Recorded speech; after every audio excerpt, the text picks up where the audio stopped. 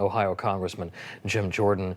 He is the chairman of the House Judiciary Committee and one of the lawmakers questioning the Minnesota governor at this week's hearing. Congressman, thank you very much for being with us.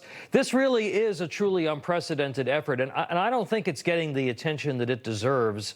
How much fraud and theft could we be talking about on a national scale here, sir?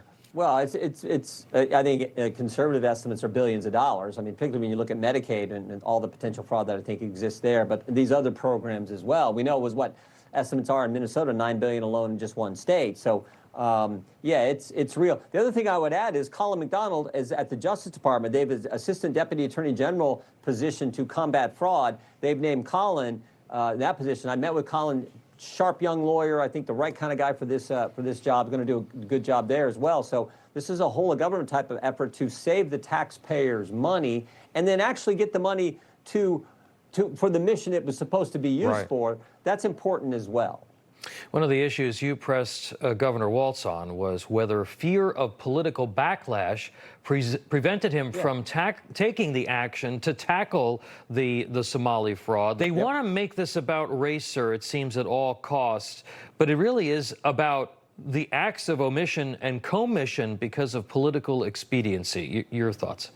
Yeah, Mr. Magan's a Somali American who was a fraud investigator in the Attorney General's office there in the state of Minnesota, and he's the one who said they didn't do what they should have done. They didn't dig into this because they were concerned about this voting bloc, this Somali American voting bloc, all Democrat voting bloc there in Minneapolis. And so it was driven by politics, so much so that the governor lied. He tried to blame the reason they restarted a program where all the auditors and all the whistleblowers were saying, time out, we should stop this. They stopped it, but they restarted it because they were afraid of the politics. And Governor Walz blamed it on the court, said the court ordered this. And the court did something that never happens. They issue a press statement saying the governor's statement is false. Wow. He's lying. And he lied because of the politics and the implications of, we don't want this racial discrimination lawsuit coming against us from one of our key voting blocks. Let's just keep shoveling the taxpayer money out the door.